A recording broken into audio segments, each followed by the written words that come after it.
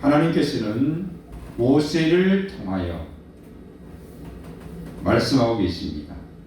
그리고 이 말씀은 모세를 통하여서 제사장에게 주신 말씀만이 아니요, 오늘 본문 2절에 보니까 이스라엘 자손에게 말하여 이르라. 즉 레위기는 이스라엘 자손에게 주어진 말씀입니다. 즉 레위기는 하나님의 백성에게 주어진 말씀입니다. 즉 레위기는 우리들에게 주어진 말씀이라는 것입니다. 그러나 그럼에도 불구하고 우리는 레위기를 읽으면서 너무 어렵다라고 생각을 했습니다. 그리고는 뛰어넘기가 일쑤였습니다. 그러나 유대인들은 어릴 적부터 레위기를 암송을 시키고 레위기의 진정한 의미를 가르치는 것입니다. 왜 그랬습니까? 하나님께서 이스라엘 자손들을, 하나님의 백성들을 초청하시는데 바로 그 초청의 방법이 레위기입니다. 제사입니다. 제사를 통하여서 우리는 하나님께로 나아갈 수 있는 것입니다. 다른 그 어떤 방법으로 되지 않습니다. 하나님이 명하신 그 제사를 통하여서 하나님께 나아가서 하나님의 은혜를 입을 수 있다는 것입니다. 바로 이 레위기는 모세를 통하여서 이스라엘 자손에게, 하나님의 자녀에게 주신 말씀이라는 것을 우리는 다시 한 번 더 기억해야 할 것입니다. 그리고 이 레위기에서는 제사에 대한 이야기가 시작되어지는데 우리가 왜 번제를 드려야 되는지, 우리가 왜 제사를 드려야 되는지, 이러한 부분에 있어서는 하나님께서 왜라는 그 말씀을 하지 않습니다. 그저 우리에게 하나님은 말씀하시고 그 말씀하신 따라서 우리가 제사를 드리고 하나님의 방법에 따라서 제사를 드리면서 하나님께 나아갈 수 있다는 것입니다. 저 무슨 말입니까? 내가 이해가 되지 않는다 할지라도, 내 지식으로 그것을 알지 못한다 할지라도 우리는 이 방법만이 하나님께 나아갈 수 있는 길이라는 사실을 다시 한 번 더 기억해야 한다는 것입니다. 그리고 이 방법으로 나아가야 한다는 것입니다. 그래서 사무엘 선지자를 통해서 하나님께서는 말씀하십니다. 사무엘상 15장 2절에 순종이 제사보다 낫다는 것입니다. 하나님의 말씀을 순종하는 것이 제사보다 낫다는 것입니다. 우리의 제사는 역시 마찬가지 하나님의 말씀에 순종함이 있는 것이지 그 다른 것에 있는 것은 아니라는 것입니다.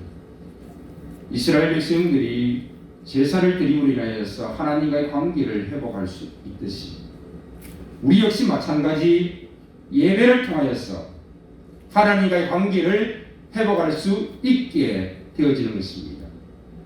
이 제사의 정신과 원리, 예배의 정신과 원리는 일맥상통하는 것입니다.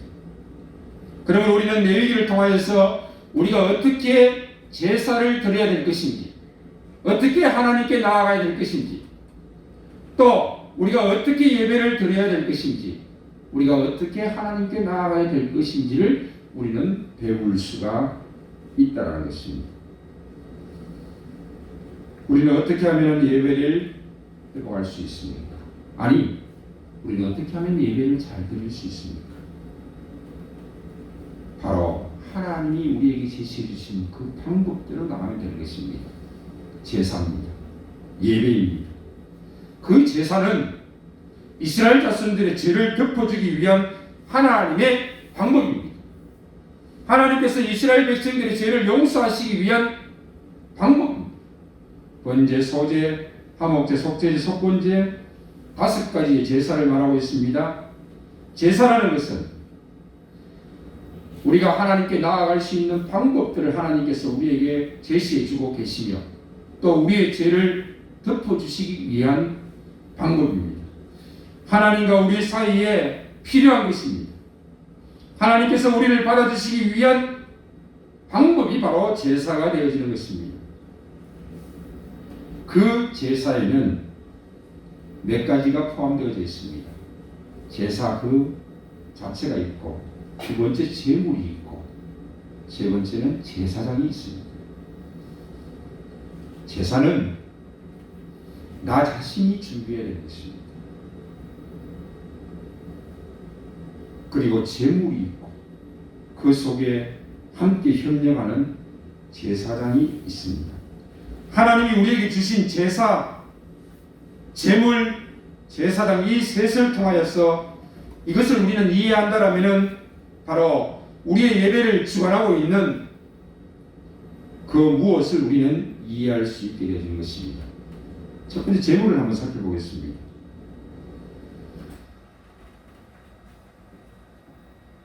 늘 하나님 앞에 나아갈 때 이 제물은 어떻게 보면은 부담스러운 것입니다. 가축이지요. 1년 된 수컷이지요. 흠이 없어야 되지요. 살아 있어야 합니다. 그리고 그것을 죽이는 방법도 하나님이 요구하시는 방법에 따라 피 흘림이 있어야 하는 것입니다. 집에서 길리운 그 가축 중에 가장 좋은 것을 하나님께 드리는 것입니다. 이것은 어떻게 보면은 부담이 되는 거지. 역시 마찬가지입니다. 우리가 하나님 앞에 나아갈 때에 예물을 드리는 것도 역시 부담이 됩니다. 부담이 안 된다는 것은 거짓말이죠. 어떻게 보면 부담이 되어야 합니다. 우리가 드려지는 예물이 부담이 되어야 되는 거죠. 그 부담이 바로 믿음의 고백으로 나타나는 것 아니겠습니까? 내가 부담 없이 드릴 수 있다. 그거는 예물이 아닙니다. 내가 쉽게 드릴 수 있는 거, 그게 무슨 예물이겠습니까? 그들은 가축 중에서 가장 좋은 것을 하나님 앞에 제물로 드렸습니다. 우리의 예물도 역시 마찬가지입니다. 헌금도 역시 마찬가지입니다. 내가 수고하여서 얻어진 것을 드려야 합니다. 가축이 집에서 길리워진 것처럼 우리는 준비하여서 드려야 합니다. 그리고 가장 좋은 것을 드린 것처럼 아까운 것을 드릴 수 있어야 하는 것입니다. 내가 만원을 드리는 것 하나도 안 아깝습니까? 그렇다면 예물에 이것이 하나님 앞에 귀한 예물이 될 것인가 한번 생각해 보십시오. 신약에서도 말씀하고 있습니다. 너희들이 자원하여서 드리라. 그리고 힘에 신하도록 드리라. 그렇게 말씀하고 있습니다. 그것이 나에게 좀 부담이 되는 것, 그것이 바로 예물인 것입니다. 나의 가장 귀한 것으로 드릴 수 있어야 하는 것입니다. 그들은 가축을 집에서 길리웠습니다. 미리 준비했습니다. 그리고 가장 좋은 것으로 드렸습니다. 흠 없는 것으로 드렸습니다. 자원하여서 아까워하지 말고 드렸습니다. 바로 이것이 제물입니다. 그리고 하나님의 방법에 따라 드리는 것입니다.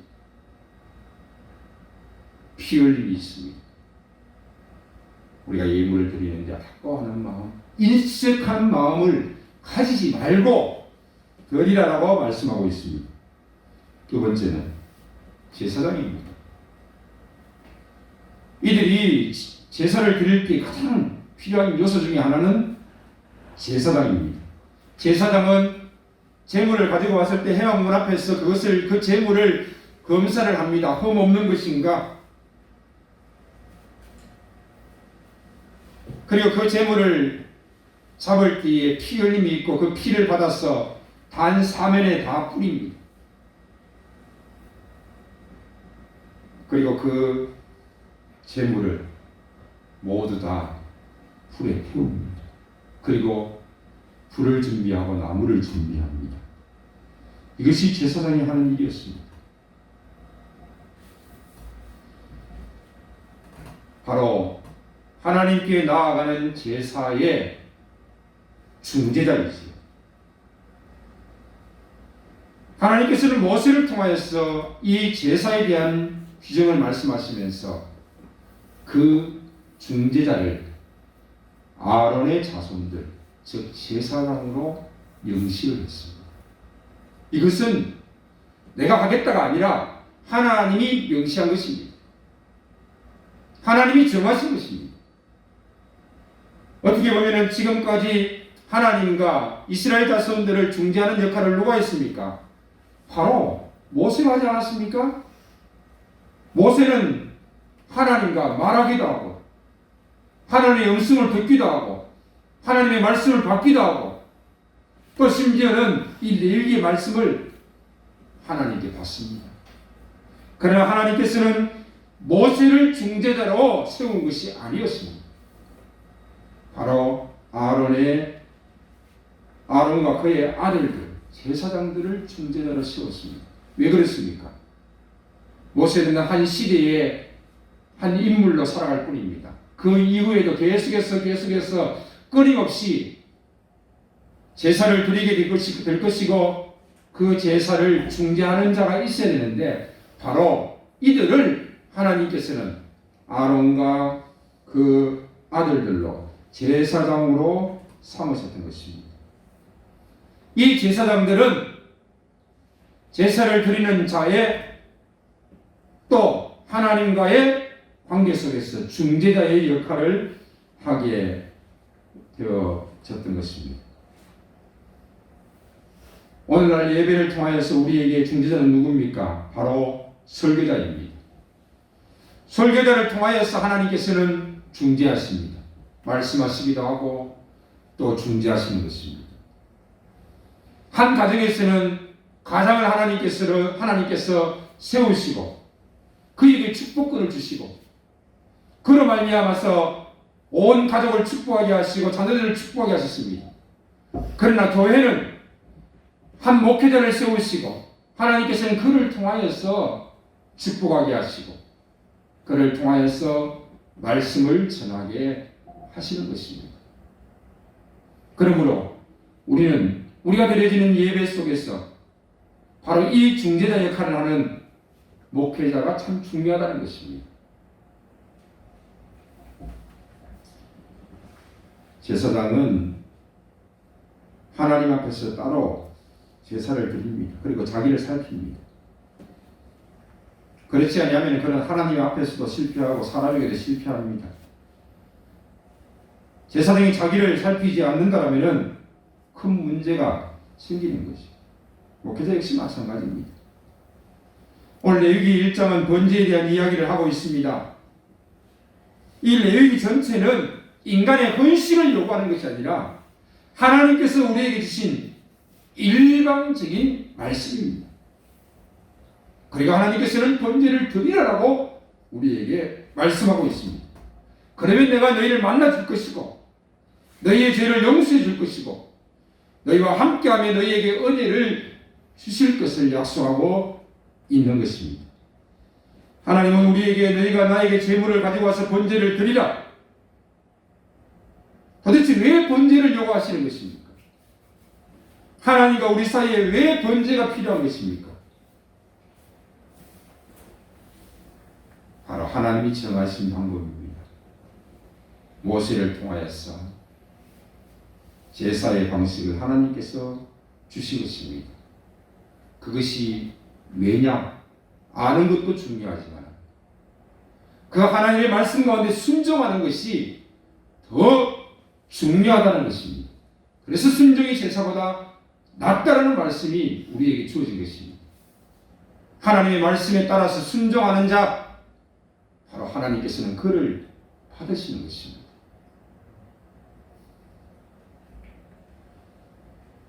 번제는 태워서 드리는 제사입니다. 왜 하나님께서는 그 제물을 받으시지 굳이 태워서 흔적도 없이 사라지게 만드는 것입니까? 그리고 이것을 왜 하나님께서는 향기로운 냄새라고 말씀하고 있습니까? 사실 죄된 인간이 타서 죽어야 합니다. 그러나 제물이 대신해서 죽지 않습니까?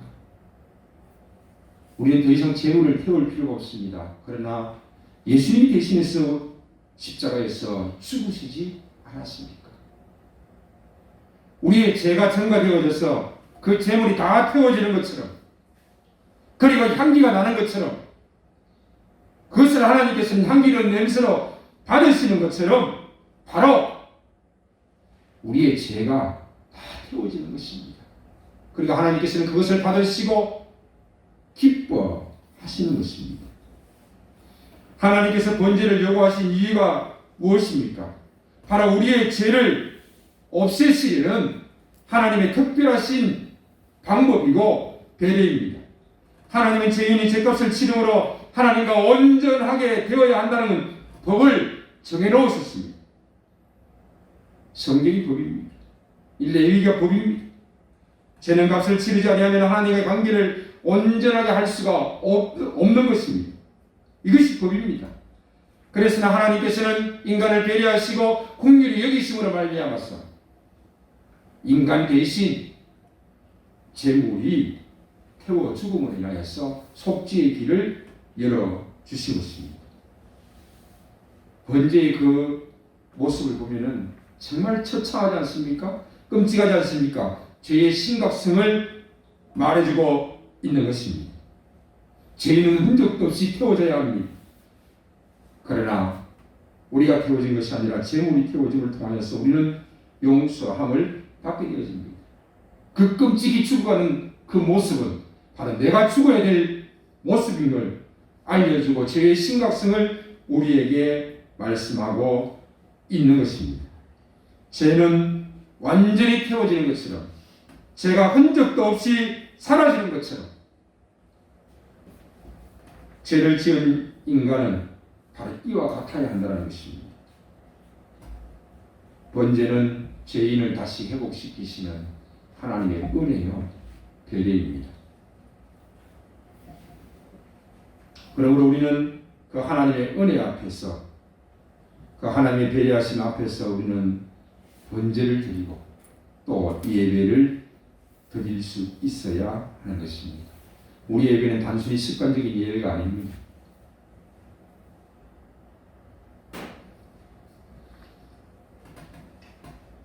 이 번제를 통하여서 하나님을 기쁘시게 하면서 하나님이 만족하시는 것입니다.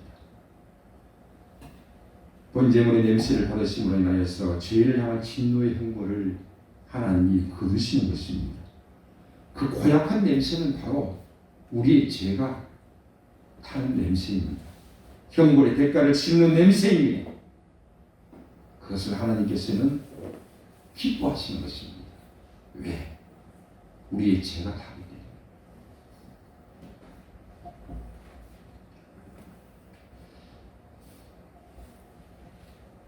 드려지는 제사를 통하여서, 드려지는 제물을 통하여서 하나님이 더 기뻐하시고 하나님이 그것을 더 향기롭게 받으십니다. 우리는 하나님께 나아갈 수 있는 이 방법을, 하나님이 정해놓으신 이 방법을 결단코 잊지 말아야 합니다. 그러므로 예배라는 것은 참으로 우리 믿는 자들에게 있어서는 중요한 것입니다. 생명을 걸고하는 것입니다. 예배 때문에 목숨 걸고, 예배 때문에 자신의 전생애를 걸면서 나아가지 않습니까? 어떻게 보면 코로나는 이 시대에 우리 예배를 받고 있습니다. 은근히 자발적인 것 같은데 그게 강제성이 있고, 그러면서 우리들을 지금 억압하고 있는 것과 같습니다. 풍성교회 성도들은 그렇다고 생각합니다. 본인이 예배드리려고 마음만 먹으면 예배드릴 수 있습니다.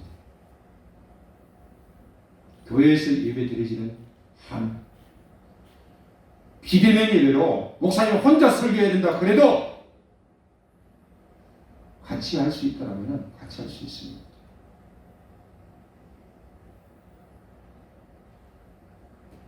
지금 부산에 세계교회가 온통 인터넷 가운데 이슈가 되어 있습니다. 그 교회는 아주 건전한 교회입니다. 고신적 교회입니다.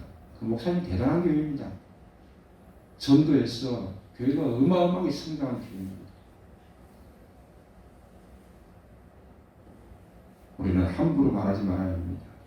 어떻게 보면 그분은 우리를 대신해서 소리를 높이고 있는지도 모르겠습니다.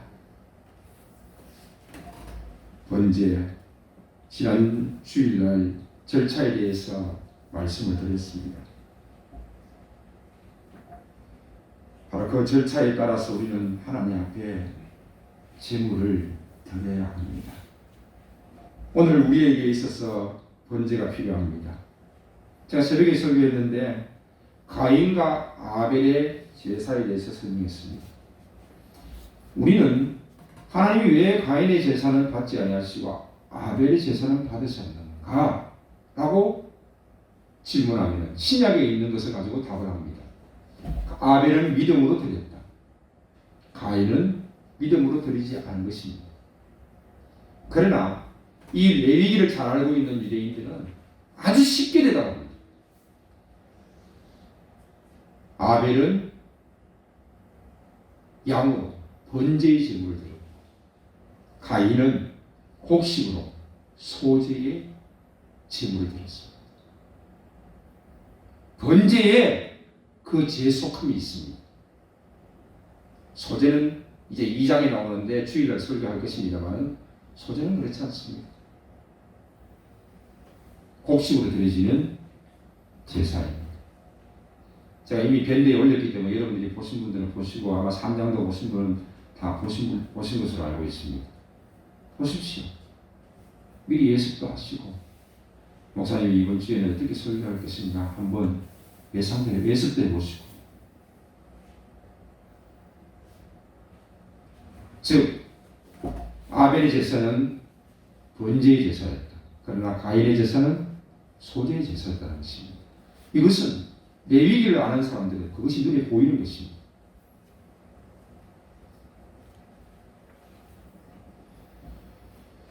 오늘 우리는